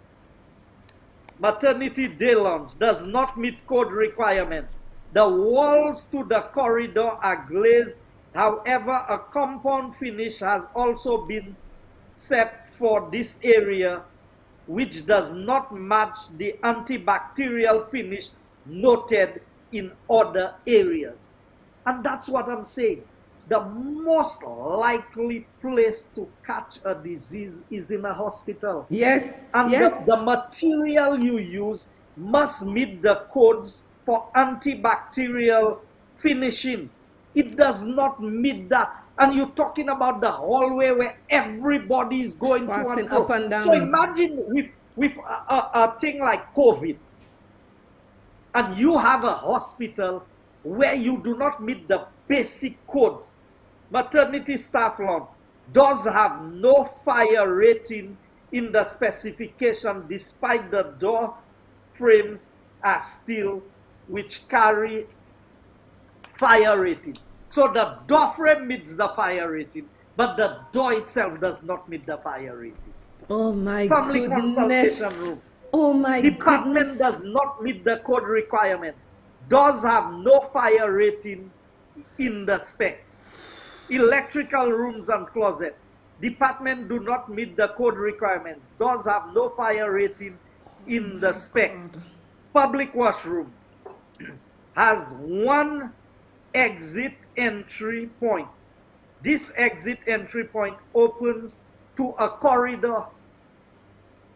So imagine how frequently washrooms are used. And you have only one entry and exit, and it opens into a corridor. You know how many times you will bounce into people and things? I mean, these are the things. So the main corridor should be a protected fire corridor. Do not meet the code requirements. Wow. Roof construction in hurricane and tropical storm can lead to catastrophic roof failure. And if you go there today in the hospital that we have not used, after they changed the roof 3 times, 3 times also, they changed the roof on that hospital. And the roof is still sagging as we speak. In other words, it's caving in already. The hospital is not even in use. Now I'm talking about the old St. Jude, you know, not the one we built. I know. So The when one he wants to go and fix. Yes, I know. that's the one they want to go and fix. Yes, this is madness. This is crazy. So it says consistent use of extended roof overhangs, while culturally normal for the country, does provide challenges, because that is what causes a hurricane to take your roof. Because the longer your roof is extending past the wall of the house. Now the buildings we put there are both hurricane and fire and earthquake resistant. It meets the codes for the next 50 years. You want to go and finish something that was an accident in the first place? Medical gas and pump room and storage. This building is service oriented, badly zoned building. It is, however, directly next to the East Wing building, making it a liability to the safe functioning of the facility. You talking about the medical gas pump room being next to the East Wing building and does not meet the codes. Help me understand something, Guy. What is Philip J. Pierre thinking? Telling the people of St. Lucia they can't really do anything with what your administration built, and they want to go and try to do something with those dilapidated old buildings. What can you help us understand what this man is thinking? So that is why I am running through this so that the people of St. Lucia and the people of the South in particular can hear. So medical gas and pump room, this building is service oriented, badly zoned building, in too close. It says it is, however, directly next to the East Wing building, making it a liability to the safe functioning of the facility. Relocate the contents and proximity to the East Wing building. Building due to safety concerns to meet international building and fire code, especially due. So all of this, it does not meet. Oxygen generator building has to be relocated. Located 7 feet away from the surgical block. Did you hear that, Soso? 7 feet, yes, I heard that. 7 feet away from the surgical block. That is where your oxygen generating building is. Jeez, Can oh you imagine my if there's God. an accident in the oxygen generating room and you have the operating theater next 7 to your feet. surgical block? Your surgical block where people who have had surgeries and these things are. This man is insane. Now I am hearing, Mr. Joseph, that many of the people he have placed on boards that he thought were the best are now looking at him like he is insane, and a lot of them have started to resign. We are in trouble now. Richard Frederick said on his show that when they visited the new St. Jude, he said it is just a car park. Clarify that for me, please. Car park. And Yes, I will yes. come to that. I will come to that. So let me just give, because I want the people of St. Lucia so to understand. So it says, has to be relocated, a volatile gas storage space, and should be stored 50 feet from areas occupied Oh my by God. patients who are not subject to surgeries and these things. So it's 7 feet away, and the minimum space it's supposed to be is 50 feet 50 away. feet. Now remember, St. Jude is made up of 25 buildings. So I'm describing the various buildings and the challenges.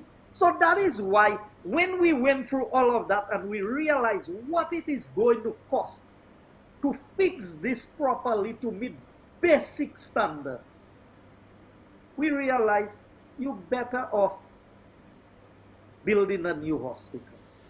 And that's simply where it led us to. Surgical building, general. Potential health hazard over time with the leakage of radiation from this imaging department, especially with the operating theater space above. Jesus. Are we hearing? Are we hearing? My God. what Mr. Joseph, this- sorry, but you're depressing me, knowing that's what these people want to do. And so this is not my report, you know. This is documented report by persons with not a makeshift team that we put together, you know. People who have expertise in the medical field. People who are biomedical engineers with tons of experience. Jesus. You what's know going on in the this country? hospital that we designed there. Because the new St. Jude we designed, you know the designers gave the warranty on the design of the building. In other words, they put their signature to it. And they have their own so that if something goes wrong, if something happened that the building was not done how it was supposed to be done, if there's a fault in their design, that they are liable. That's right. And That's people want to fight and say it's because you want to give your friends work and you spend the people's money reckless. But hear what it says. So it says this imaging department, especially with the operating theater space above. So you imagine you have the operating theater space above. Above design for this department does not clearly address fire containment for this department and does not meet code requirements. Lack of fire-rated doors and no specifications for the drywall clearly shows that there is a gap between the fire and safety compartmentalization planning and building and spatial functionality planning. So it is highlighting all of the issues where your design is not meeting the planning requirements and specifications. Travel distance in many cases far exceed the code requirements. Maximum of 100 feet from space area to room to an emergency exit. These are the codes for a certified hospital. And we knew that in order to get medical insurance, in order to give everybody the healthcare insurance that is required, the hospitals they are going to go to must meet the specifications. So if something happens to somebody and your hospital did not meet the specification, they can deny payment. The insurance company can say, look here, you build. So when we finished building the old St. Jude that they were building there, an insurance company would not insure this place for you. Oh my God. Oh my God. Oh my God. Or if you got the insurance, it would be at a very high premium because of the level of exposure and liability. Radiology, the floors do not meet the code. The floor for the radiology department. You know what happened? When they did that department, when they measured it for the equipment that was going in there, they realized that the equipment could not fit in. Now there's a floor above. So you know what they did? They dug downwards. So it becomes like a swimming pool. If you saw where the generator was water was covering half of the generator permanently. So it says, requires that the slab thickness be increased sufficiently to aid requirements of the vault encasement needed for rooms such as CT scanner rooms. In shielding of imaging equipment used in the floor below. So you need a certain thickness of wall so no radiation goes through, so that it doesn't expose people. The labs, one needs to traverse through 2 rooms to get to the escape corridor in order to exit the lab. So think of a situation where an explosion happens in the lab. There's something, and you need to have emergency exit. You have to go through 2 other rooms in order. You know how much damage can have time happen? Emergency fire escape route should not require the user to traverse an additional room. That is basic. That is elementary requirements for a hospital. Lab egress and escape do not meet code requirements. Travel distance in many cases far exceed the code requirements of 100 feet from space areas or rooms to an emergency exit. Oh my God. The labs, this department does not meet code requirements. The design for this department does not clearly address fire containment. The intensive care unit department, exit route is not acceptable by code. Egress requires entry into a secondary room in order to exit. You talking about your intensive care unit. I mean, are we crazy in this country? It's a mad government that we have elected. After they have all of that information at their disposal, that's what you want to go and finish because you said that what you was doing was good. And the people of St. Lucia, but I've said it before, I would not want to be responsible for anybody dying in a facility that did not meet the requirements. So if the Labour Party want to finish, that's what the people elected them for. Let the people of Beaufort, the citizens, the concerned citizens of Beaufort, I want them. You see, the sad thing about it is, those who deserve to die when they make these kinds of decisions, don't die. Most of the times are not the ones don't who die. Very you true. know when they're sick, where they run to Matnick. Because or they Miami. Or we saw what the officer, how you call it, press secretary for the Prime Minister said. Don't take care of yourself with COVID. Philip J. Pierre can go to Matnick. Yes, imagine. Imagine she said that. That was the former one, not the current one. The former one said that. How can you say that? So hear what he said about the intensive care unit. The recommendation is that that building be reconfigured to meet international code requirements. There is a clear gap between the design planning, fire and safety guidelines, and the codes for this type of facility wall finish. Compartmentalization, ease of use, privacy, sound attention, zoning services, integration and access, sufficient support services. These are all the things. Now we're talking about the intensive care unit. So when we talk about you need to build a new hospital, we didn't just jump on a bandwagon and say, we did. You know why St. Jude is not finished also? Because we knew how much money that the previous government had spent. And we did everything we could to try and save this building.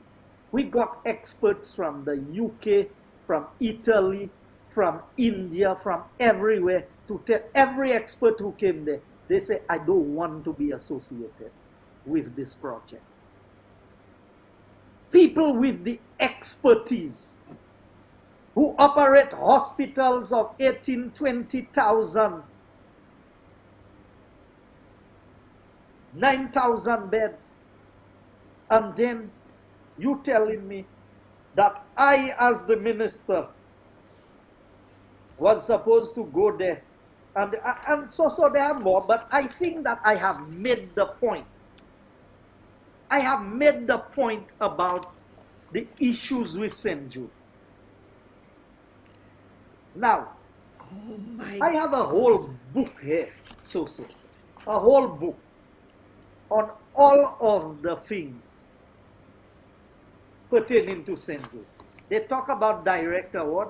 I have copies of every direct award, every direct purchase, from when Stevenson King gave direct purchase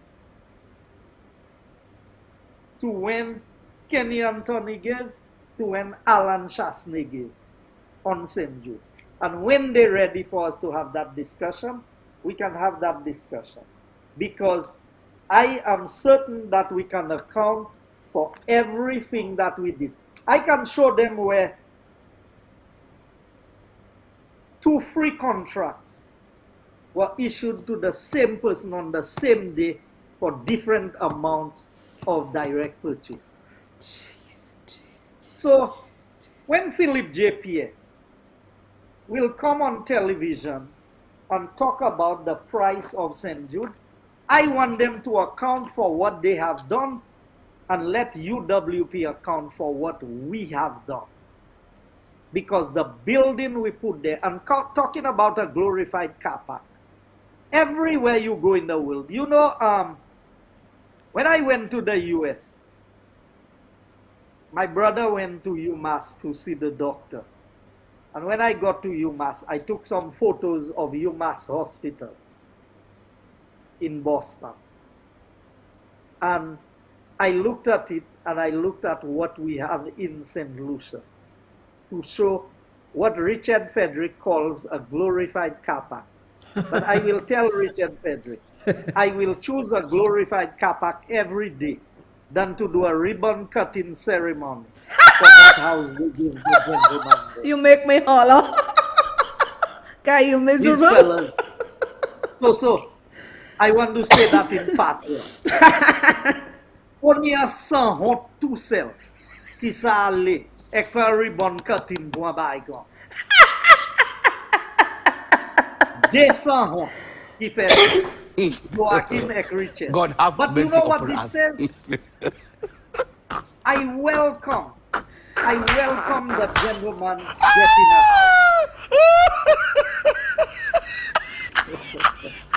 house. I built a lot of houses. You know, today, somebody showed me a picture. And they showed a house that we built in Coolitown. I don't know, I never put it out. They showed a house that we built in Coolitown. And they said, and I saw the footnote of it says, no fanfare, no ribbon cutting, no this, no that. And if you look at the house compared to, now, you want to give a gentleman a house. I don't have no problems with that. I welcome that. I believe the ceremony to put tents and chairs and everything must have cost more than the house. But you know what this tells me? It tells me how low Joachim and Richard's thinking is. It tells me what they think of the people of St. Lucia. And I was informed today that they said the man do not need glass windows, so they had brought the glass windows for the house. They took it and they're going to give it to somebody else, and the same plywood they cut out, they made the windows out of the plywood. I say, no, sir, that is what you go in and broadcast. Because right now, the world is a global village. Yes, you don't do that. Everybody in the world will see. This is the house. And you know, just by looking at the video, I can see from the house that the joint between the rafters and the top of the plywood, it's not blocked. So any rat, any bat, any cat, anything Any can just snake, enter the house. anything can enter the house because snakes are everywhere these days. You want to give somebody something, okay. But don't tell me you have to go and do a... That's what you're going and do a ribbon cutting ceremony for? I mean, if you do a big community project, you do a community center, you open a new road, you do something, a little house you go and build for a poor man, you have to put it on television. I built more than 50 houses in my time. I know, and I don't I've put seen it. some of the So right houses. in your area, you Yes. know how many houses I did there. You Yes. ever see I go and put the people house or Never, put the people never. on television? Never. I mean, this is shameful. And like I said, say only moon ki pa ahon. And when people have no shame, they do anything. And that is what I expect from Joachim and Richard. And even I felt embarrassed for the permanent secretary in the ministry who had to be there to be a part of that ceremony. And half her dress was missing. Carry on. Carry on.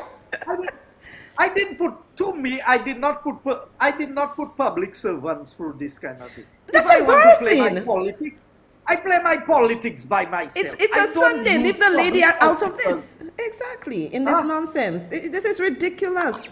But hear this guy. He said this man is just a talker. He said, oh, all gas attendants would be able to purchase $100,000 condos, and it's not going to be for friends and families and foreigners. Is this guy okay? Does he know how much money a gas attendants make? Who is going to lend them $100,000 to buy a condo? Bluff, bluff, bluff. It's bluff. Oh yeah. Let me tell you, what they are doing is they found a plan there that we were executing. And I want to tell the Ministry of Housing, if they wanted to give the man a house, we ordered 3 houses from Dubai. I know. With those metal frame and these things. These houses are still sitting there, accumulating rent in storage. By the time they collect the houses, it will be the rent will be more than the value of the house. They have been written to, they have been told where the house is. Wicked government. Why didn't they go and take that house and put it up for the gentleman? That would cost them too much money. You see, now, it is what value you put on people. That these fellas do not love the people. They love themselves. They wanted to be in office to see after themselves, not to see after the people. And St. Lucians will learn as we go along, because they have a lot more that we will see as time goes by. Yes, we will see, because I have to invite you back to speak to us, because every time you come here, my fans usually write to me and say, so if you see your expression on the live, because I cannot believe the things you are saying, and I need to get you here, because Guy, you are almost like me. I say what I have to say, but I always stand on principle that you cannot come and say I am doing anything that is not right. Corruption. So in closing, I know, my boy, let me tell you, you have a lot of people watching you on GVD TV, on Facebook, on YouTube. YouTube is, they're having fun on YouTube. I just want you to say your last words, but let me tell you, when I call on you, you coming back again, because Guy, we need you at this hour. So just give your closing words. Yes, so I want to just highlight 3 things. Sure, go ahead. There are 3 reports that was generated from the Ministry of Economic Development. I wasn't there when these reports was generated. So they cannot say that I influenced these reports. Now, number 1 is budget transparency and accountability. And these are things that we put in place while I was in government. I have not read. Then, report on the status of public financial management reform, implementation plan of action 2018-2022. The 3rd one, St. Lucia's macroeconomic performance and medium-term response. All of these from Department of Economic Development. So when they say they want to carry out investigations, I would not believe what's in that report. They would have said, if Guy was the minister, when these reports were put out, they would tell you I influenced the public servants to release the report. These reports were just released. It's almost a year I'm out of the ministry. So they cannot say that I put. But you know what? It shows that for once in a long time, we had a minister of economic development in this country that had laid a solid foundation on which we could build. And unfortunately, we didn't have time to deal much with the budget, but I want to come back and show you the foolishness of Pierre's budget. Oh yes, you have to come back. You have to come back. I Definitely. will come back. So I thank you for having me and all your people. And I want to tell the people, this is our country. Yes. We cannot give up on St. Lucia because some people made a mistake and elected an inept government. A government who has no foresight, no ability. We have to rescue St. Lucia. And every voice counts. And so I'm proud of you and what you are doing. I believe that St. Lucia will forever owe you a debt of gratitude for bringing the truth out the way, for pointing out the lies and the deceit of the government. And don't be afraid to criticize UWP. I heard some people having trouble with you criticizing UWP. I have no problem. There are things that UWP did that deserves to be criticized. And I'm not. Look at, we are not perfect individuals. We will all do things at times that we should not do. But we cannot be so consistent in doing the wrong thing like all the Labour time. Party. Exactly. If there's one thing the Labour Party is consistent about, is doing the wrong thing and saying the wrong thing. Amen. And Philip J. Pierre, I know you could not say $505 million. So I don't expect you to understand the money that is spent on something. So if you want a breakdown, come and I will explain to you, or by the next time I come on Soso's program, I will give you the detail of every aspect of the St. Jude project, and you will have an opportunity to understand if you can comprehend the numbers that will be given to you. So thank you and good night. Good night. Thank you so much, Mr. Guy Joseph, my rep from the time I moved to Castries South. And I have so many emotions tonight because Mr. Joseph really brought life to the truth. And St. Lucians, we made a very grave error. We allowed the lies and deceit to derail us. However, it is our time to stand up. Every boy, every child, every man, every woman, every young man, every young lady, stand up for our country. And it's not about party, as I always have said. It is about our country. And I want to thank all of you for viewing. I want to thank those on YouTube, GVD TV, Channel 115, and all my fans on Facebook. I really want to thank Mr. Joseph for coming in because, hey, I know many of you, when you hear he's coming, you know you're coming to get some food. And this is exactly what we got. So I'm going to be here on Saturday. And I would like Mr. Joseph to come back on a Wednesday night because I have a wide coverage on Wednesday, meaning that in the TV land, a lot of people tune in to see me because many people who watch me say, oh, so we're going on TV to watch with our friends and our family, and I love this. So if I have to invite Mr. Joseph back, it's for next Wednesday because we need him to bring the truth to light, and I need him to highlight it. And St. Lucians, you all need to say, sorry to Mr. Guy Joseph. He had integrity, and I respect this gentleman even more now. Listen to the Sky FM situation. Listen to what he said. I respect him even more now. We let go a good man because of a set of liars. Lies and deceit ruined our country. This is what happened to our country. And Mr. Guy Joseph is a man of integrity, a man of character. Imagine him not signing off on a document, signing off on something that could have landed him in trouble and destroyed his reputation. This is a man I would stick to, and I'm very proud of my rep.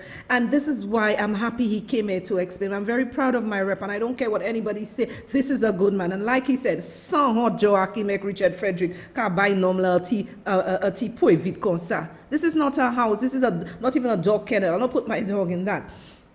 So we had a good man. Guy worked, and I'm telling you, I'm driving on Capit, our area, the value of our properties, everything have increased. Guy Joseph is a man of integrity. Honest he lay. Philip J. Pierre. None of y'all can walk into the shoes of Guy Joseph. Don't ask for Stevenson King. You will never be able to walk into the shoes of Guy Joseph. My people, I thank you, and we are going to see on Saturday night. It's going to be hot again. I may or may not have a guest. I'm not sure yet. But on Saturday, we are going to wrap. I love you. Remember to support the show. Support the show by buying the coffees after the live. You can go across and buy the coffees. That's for those who have not purchased. And remember, Soso love you, and she will see you on Saturday at 8:30 p.m. Bye. Love you. We expose lies and deceit. Expect us